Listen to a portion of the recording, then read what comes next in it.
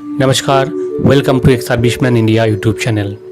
जैसे कि आपने थंबनेल में देखा, ECHS कार्ड होल्डर्स को 1000 rupees per month fixed medical allowance मिल रहा है। सो आज का जो विषय है, किन ECHS कार्ड होल्डर्स को मिलेगा ये फिक्स्ड मेडिकल अलाउंस और किन को नहीं मिलेगा, और जिनको मिलेगा क्या क्राइटेरिया होना चाहिए और कैसे अप्लाई करेंगे, ये सारी जो प्रोसेस है, ये प्रोसेस आज इसमें डिस्कस करेंगे। पर मेन वीडियो में जाने से पहले आप सबसे रिक्वेस्ट है, अगर आप इस चैनल को अभी तक सब्सक्राइब नहीं किया तो ज़रूर सब्सक्राइब करें, लाइक करें, शेयर करें, ताकि इन्फॉर्मेशन ज़्यादा से ज़्यादा लोगों तक पहुंच पाए।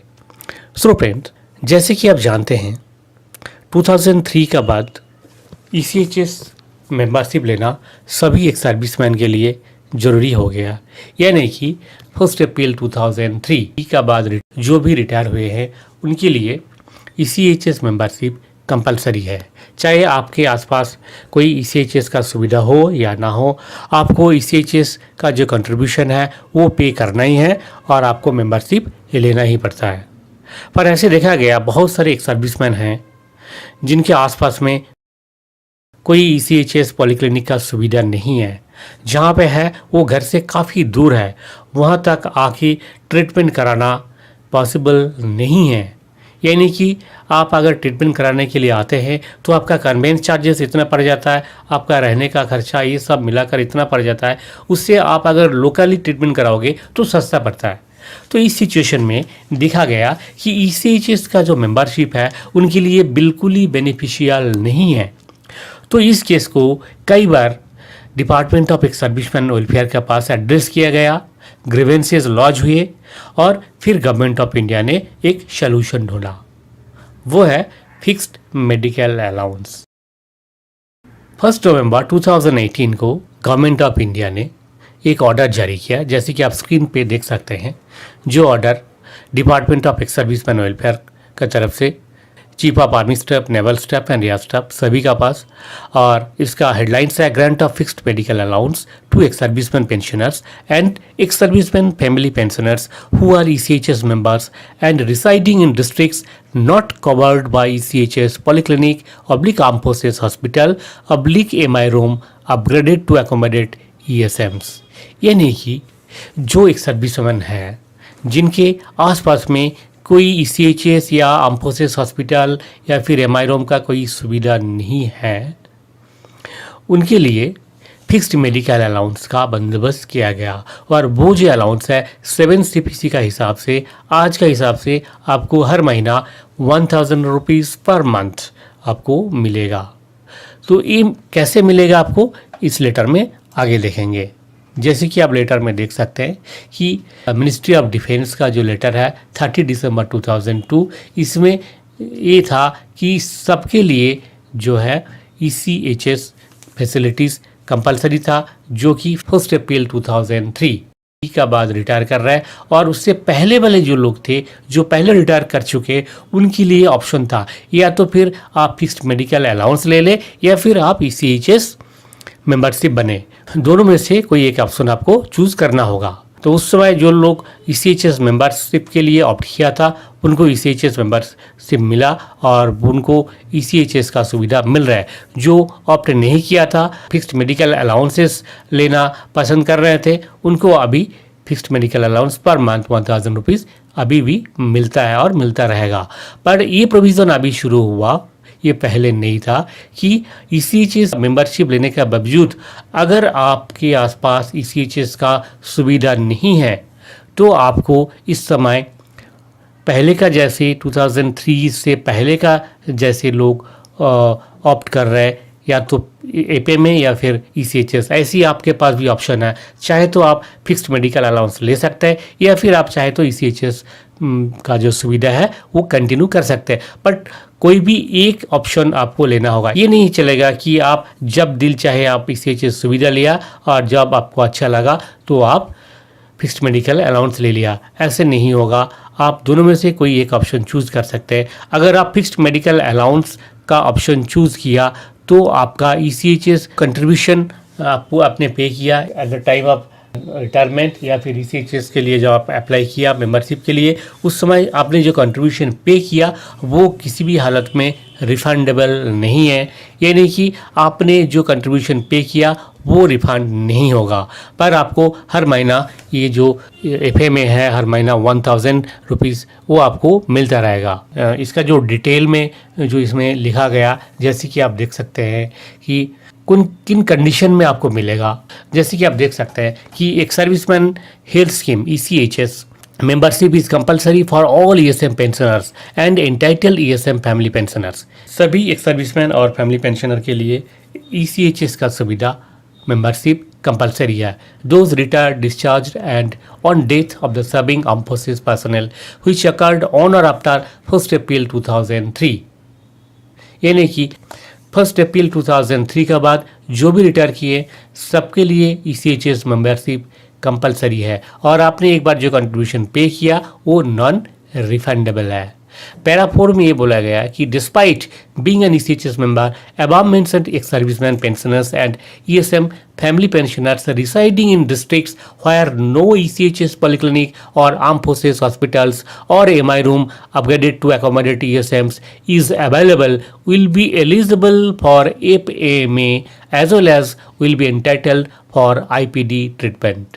एक सर्विसमैन है जिनको ECHS पॉलीक्लिनिक का सुविधा नहीं मिल रहा है, इनको फिक्स्ड मेडिकल अलाउंस मिलेगा।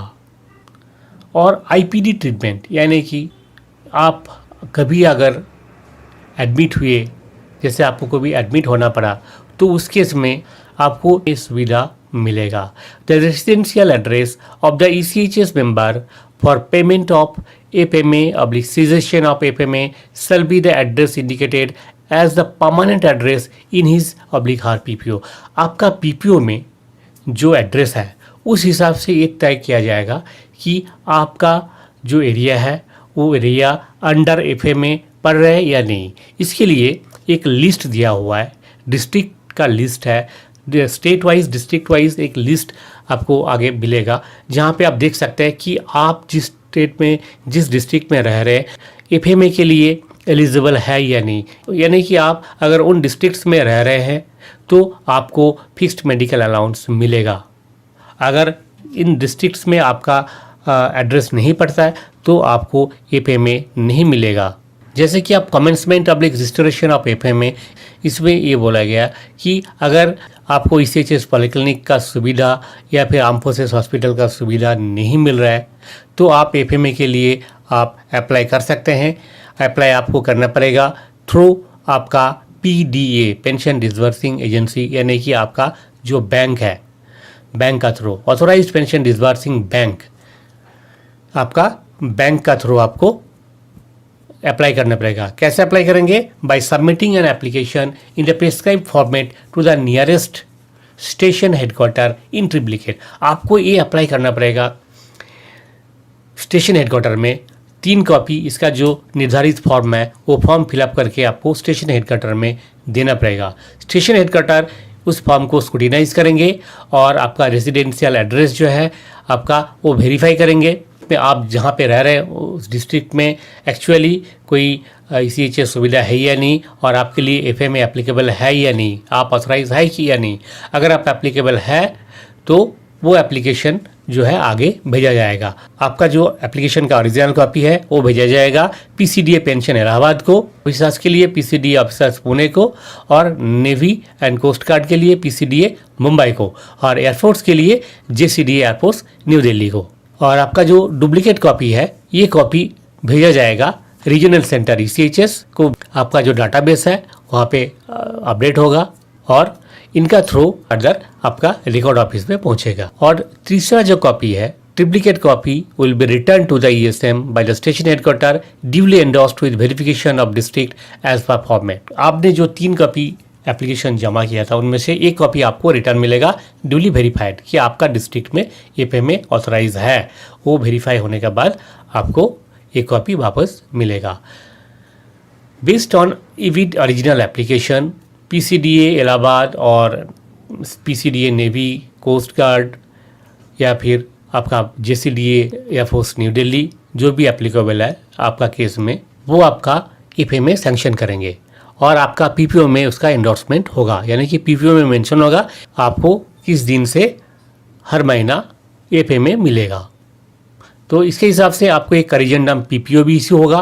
The date of commencement of FMA will be the first day of the subsequent second month in which the pensioner has submitted the application. आपको कब से मिलेगा? आप जिस महीने में एफएमए के लिए आपका एप्लीकेशन सबमिट किया था स्टेशन सेल में, उसका नेक्स्ट मंथ से आपको एफएमए मिलना शुरू हो जाएगा। सीजेशन ऑफ ओपीडी फैसिलिटीज़, और जैसे कि आपने एफएमए लेना शुरू कर दिया तो आपका जो ओपीडी फैसिलिटी है वो आपको नहीं मिलेगा। आप ईसीएचएस पॉलीक्लिनिक या आम्फोसिस हॉस्पिटल में आप ओपीडी में नहीं दिखा सकते हैं। He is also not eligible for referral to empanel facility for treatment in OPD. The ECHS smart card of the ESM will be endorsed with such details regarding facility available to him /her. आपका जो ECHS card है उस पर लिखा रहेगा कि you are not eligible for OPD. किसी भी तरह कहीं भी आप ECHS पॉलीक्लिनिक हो या फिर आपका जो एम्पैनल हॉस्पिटल हो, वहाँ पे आप OPD में नहीं दिखा सकते हैं।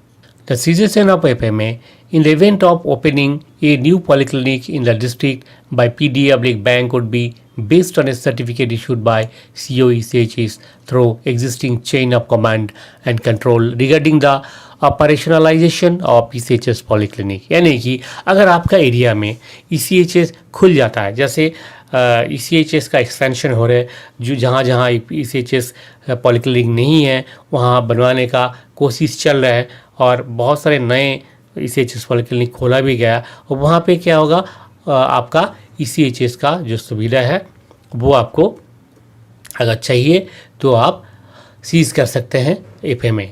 इसके लिए आपको अप्लाई करना पड़ेगा थ्रू ECHS पॉलीक्लिनिक। और अगर ये देखा गया कि आप ECHS फैसिलिटी भी ले रहे हैं और एफएमए भी ले रहे हैं, तो इस केस में क्या होगा, जैसे कि पैरा 10 में यहाँ बोला गया कि आपका जो है रिकवरी होगा, आपका जो अगले जो पेंशन आएगा उसमें से आपका ये पैसा रिकवर होगा। ये ऑर्डर जो है जारी हुआ है 2018 से 18 के बाद जो भी इस कंडीशन का तहत आप अप्लाई करना चाहते हैं आप अप्लाई कर सकते हैं। पर ये चीज़ आपको ध्यान में रखना होगा कि आप दोनों चीज़ अवेल ना करें, यानी कि आप एफएमए भी ले रहे हैं और आप ECHS पॉलीक्लिनिक का सुविधा भी ले रहे हैं। ये दोनों चीज़ जो है सिमल्टेनियसली नहीं मिलेगा, आपको कोई भी एक चीज़ ऑप्ट करना पड़ेगा। अब देखते हैं कि कौन कौन सा वो डिस्ट्रिक्ट है जहाँ का रहने वालों को फिक्स्ड मेडिकल अलाउंस मिलेगा।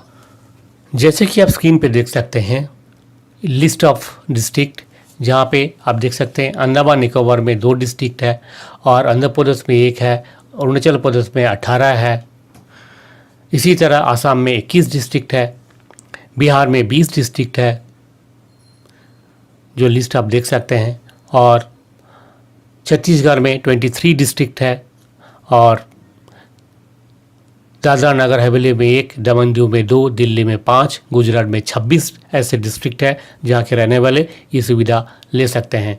और हरियाणा में 1 ही केवल डिस्ट्रिक्ट है, हिमाचल प्रदेश में 2 डिस्ट्रिक्ट है, जम्मू एंड कश्मीर में 9 डिस्ट्रिक्ट है, झारखंड का 16 डिस्ट्रिक्ट है, झारखंड का जो लिस्ट आप देख सकते हैं, और कर्नाटका का भी 16 डिस्ट्रिक्ट है, लक्षद्वीप का 1 डिस्ट्रिक्ट है, मध्य प्रदेश का 39 डिस्ट्रिक्ट है जो कि ECHS कवर नहीं है, जहाँ के लोग एफएमए ले सकते हैं।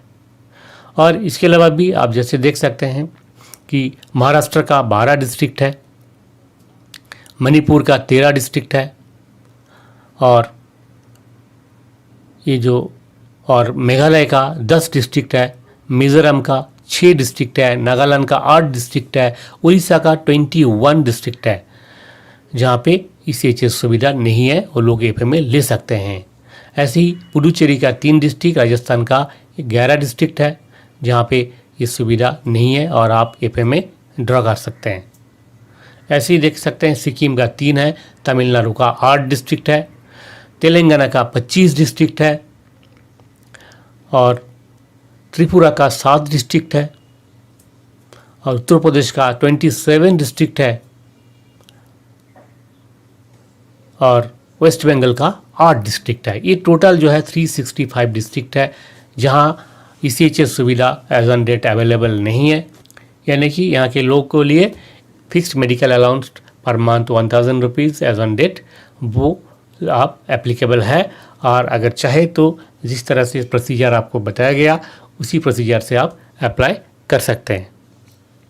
इस विषय में और अगर ज़्यादा जानकारी चाहिए तो आप कमेंट बॉक्स में लिखिए, आपका क्वेरीज़ को सॉल्व करने का कोशिश करेंगे। आज का वीडियो में इतना ही। वीडियो के अंत में आपसे रिक्वेस्ट है, अगर ये वीडियो अच्छा लगे तो ज़रूर सब्सक्राइब कीजिए, लाइक कीजिए, शेयर कीजिए ताकि इन्फॉर्मेशन ज़्यादा से ज़्यादा लोगों तक पहुंच पाए। Thank you. जय हिंद, जय भारत।